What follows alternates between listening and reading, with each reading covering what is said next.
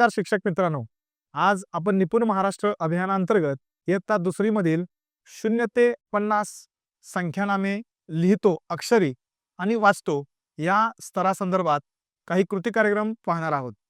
खरे तर निपुण महाराष्ट्र कार्यक्रमांतर्गत आपल्याला विविध स्तर दिलेले आहेत आणि या स्तराचा अभ्यास करत असताना 0 ते 50 संख्यानामे लिहिणे आणि वाचणे हा या स्तरामध्ये समावेश होतो। हे अभ्यासत असताना 1 ते 40 पर्यंतच्या संख्यांचे वाचन आणि लेखन आपण पाहिले। यामध्ये आपण 1 ते 40 पर्यंतच्या संख्यांचं वाचन आणि लेखन पाहिल्यानंतर या तासिकेमध्ये आपण 41 ते 50 या संख्यांचं अक्षरी लेखन आणि अंकी लेखन पाहणार आहोत।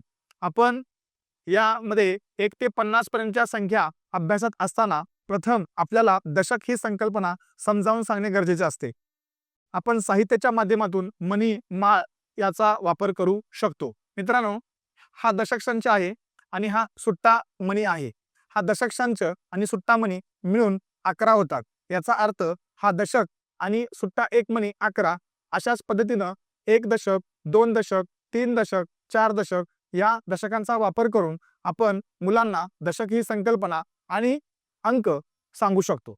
अशा प्रकारे 41 ते 50 या संख्यांचे अक्षरी लेखन आणि अंकी लेखन आपण विद्यार्थ्यांना सांगू शकतो। आता 49 संख्या लिहित असताना आपल्याला 40 ही संकल्पना विद्यार्थ्यांना समजावून सांगावी लागते। 40 म्हणजे 4 दशक आणि सुट्टा 1, 40 आणि 1 41 अशी संकल्पना तयार होते। म्हणजे 41 ते 50 पर्यंत आपण अशा पद्धतीने 40 आणि 2 42, 40 आणि 3 43 अशा पद्धतीने 45, 46, 47, 48, 49, 50 या संकल्पना समजावून सांगू शकतो।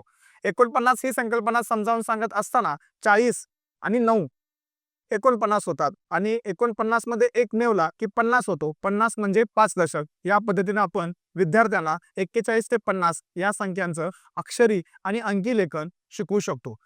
या पद्धतीचा 41 ते 50 अंकांचं दृढीकरण होण्यासाठी आपण विद्यार्थ्यांना वेगवेगळ्या प्रकारच्या कृती देऊ शकतो।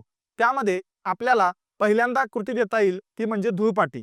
धूळपाटीच्या माध्यमातून विद्यार्थी रांगोळीचा वापर फरशीवर करून त्या माध्यमातून त्या ठिकाणी अक्षरांचं लेखन करेल।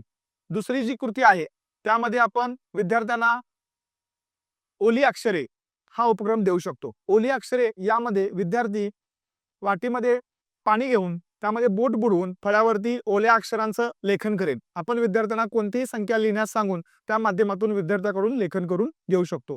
तिसरी कृती आहे ती म्हणजे हवेमध्ये हाताची हालचाल करून संख्या लेखन म्हणजेच हवेतील संख्या लेखन। एका विद्यार्थ्याला समोर बोलवून आपण हवेमध्ये विद्यार्थ्यास संख्या लिहिण्यास सांगावे आणि त्याचा आकार ओळखून बाकीच्या विद्यार्थ्यांनी ती संख्या ओळखावी। या पद्धतीने सुद्धा आपण संख्यांचे दृढीकरण घेऊ शकतो।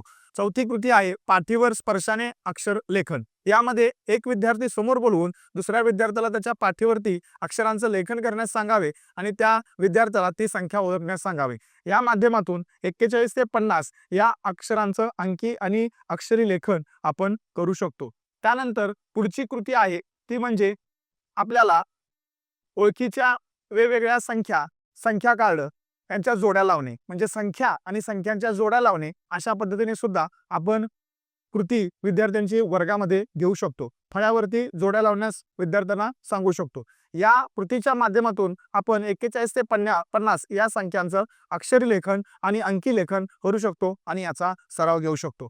या कृती आपण वर्गात करून घ्याव्यात आणि त्या पद्धतीने 0 ते 50 जसे आपण अक्षरलेखन संख्यांचं करत आहोत त्याच पद्धतीने 41 ते 50 या संख्यांचं दृढीकरण करावं आणि विद्यार्थ्यांना या कृतींच्या माध्यमातून शिकवावं। या कृतींसाठी माझ्याकडून आपणास खूप खूप शुभेच्छा। धन्यवाद।